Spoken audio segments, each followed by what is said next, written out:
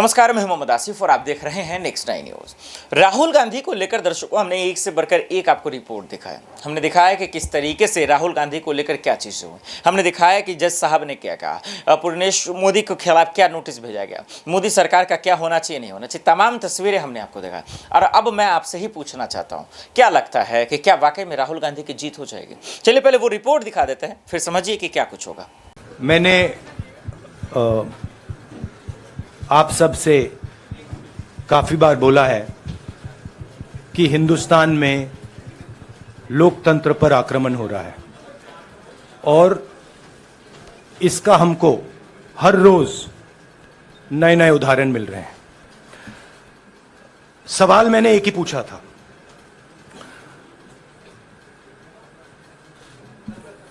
Foundation पे जाता हूं, अदानी जी की शेल कंपनीज हैं,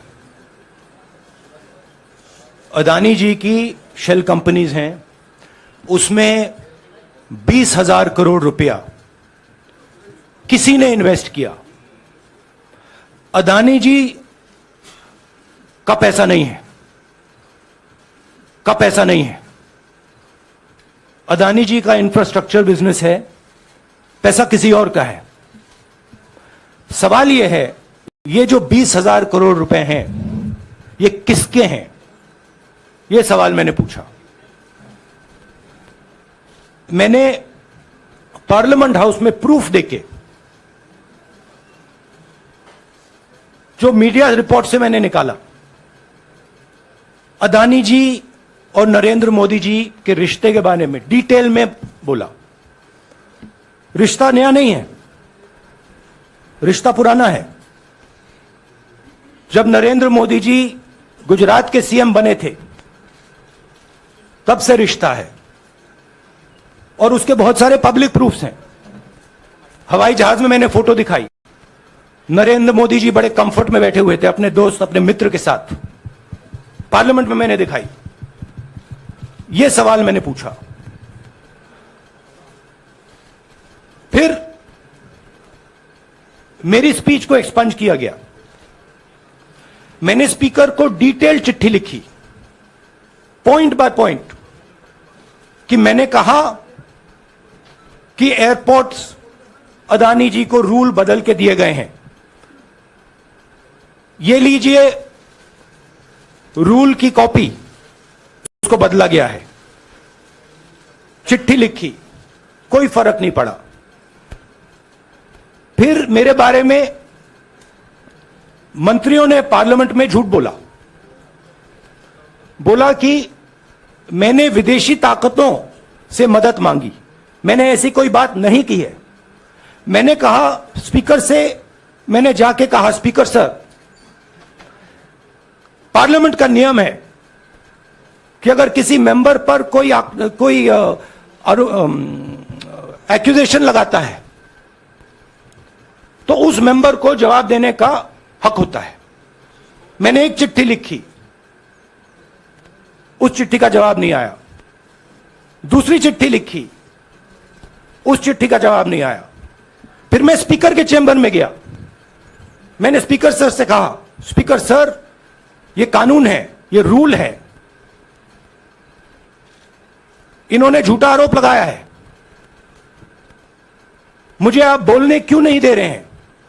स्पीकर सर मुस्कुराते हैं, कहते मैं नहीं कर सकता। और फिर उसके बाद आपने सबने देखा क्या हुआ। सवाल पूछना मैं बंद नहीं करूंगा। नरेंद्र मोदी जी का अदानी के साथ क्या रिश्ता है और 20,000 करोड़ रुपए किसके हैं, मैं पूछता जाऊंगा। मुझे कोई डर नहीं लगता इन लोगों से। और अगर ये सोचें कि मुझे डिस्क्वालीफाई करके, धमका के, जेल में डाल के मुझे बंद कर सकते, नहीं, मेरी वो हिस्ट्री नहीं है। मैं हिंदुस्तान के लोकतंत्र के लिए लड़ रहा हूं और मैं हिंदुस्तान के लोकतंत्र के लिए लड़ता रहूंगा। किसी चीज से नहीं डरता हूं, यह सच्चाई है। ये दुर्भाग्यपूर्ण है कि आज एक निर्णय आया है, कन्विक्शन को निलंबित नहीं किया गया है ये सभी जो मूलभूत आधार हैं कानून के इस क्षेत्र के, उनके अनुसार ये गलत है। एक गलत निर्णय को अफर्म किया गया है, वो गलत है। हमारे पास जितने भी कानूनी विकल्प हैं, प्राथमिक जिसमें है उच्च न्यायालय की तरफ जाना, उसके अधिकार क्षेत्र का हम उपयोग करेंगे, निकट भविष्य में करेंगे। इसमें तिथि देना आवश्यक नहीं है, लेकिन हमारे सभी अधिकार क्षेत्र जल्द से जल्द इस्तेमाल किए जाएंगे।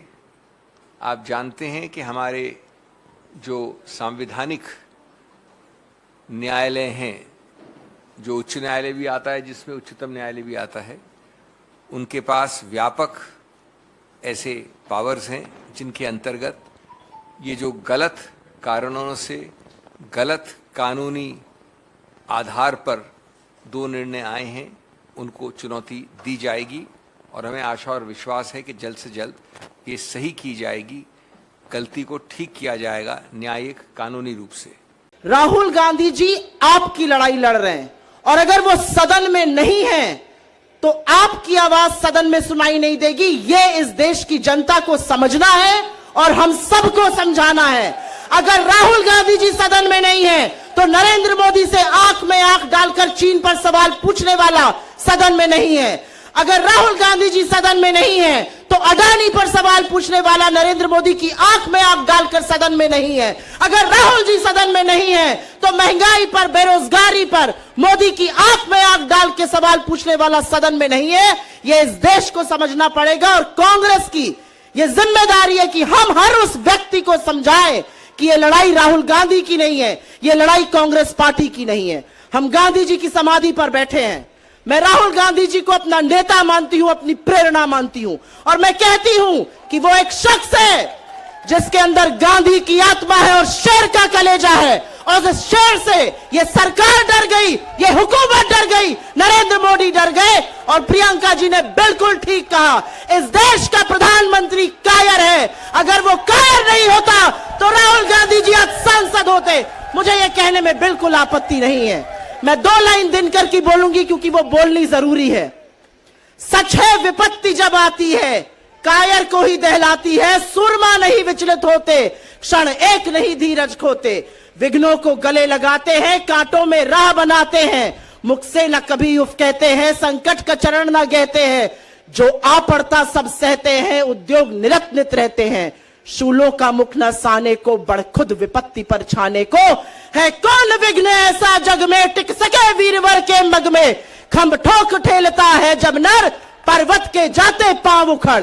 उस पर्वत को उखाड़ना है और राहुल गांधी जी के हाथों को मजबूत करना है, उनकी लड़ाई को आगे ले जाना है। बहुत बहुत धन्यवाद। जय हिंद। देखा आपने, अब कपिल सिब्बल हो, सीजेआई चंद्रचूड़ जी हो या तमाम लोग जिस तरीके से कह रहे हैं और चंद्रचूड़ की अदालत से जिस तरीके से उम्मीदें हैं कांग्रेस को, लगता है राहुल गांधी की जीत हो जाएगी। लेकिन क्या आपको लगता है कि ऐसा हो पाएगा? क्या आपको लगता है कि राहुल गांधी जीत पाएंगे? क्या आपको लगता है 2024 के चुनाव लड़ पाएंगे? क्या सदस्यता वापस हो पाएगी? ये 4 तारीख यानी 4 अगस्त को फैसला आ जाएगा। दर्शकों, इस मसले पर आपकी क्या राय है हमें कमेंट कर बताइएगा। साथ ही ये भी बताइएगा कि क्या मोदी और अमित शाह जी से बदला ले पाएंगे राहुल गांधी? देश दुनिया के बड़ी खबरों के लिए देखते रहे नेक्स्ट 9 न्यूज़। नमस्कार।